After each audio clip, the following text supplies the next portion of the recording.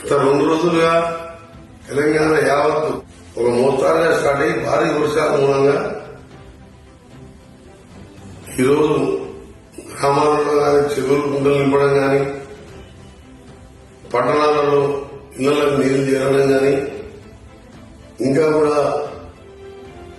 ఎక్కడికక్కడ స్తంభించిపోయి ఎలక్ట్రిసిటీ పరిస్థితి కూడా కరెంట్ పోయి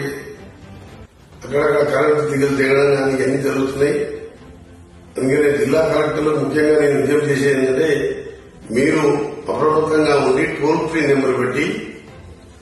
ఎక్కడ ఏం జరిగినా మీకు ఎమ్మడో చెరువులు దిగినా రోడ్డు దిగినా ఎక్కడ ఎలక్ట్రిసిటీ ఏమైనా డ్యామేజ్ అయినా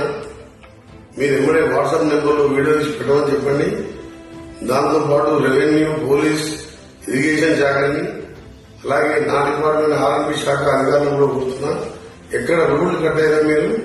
వెంటనే తాత్కాలికంగా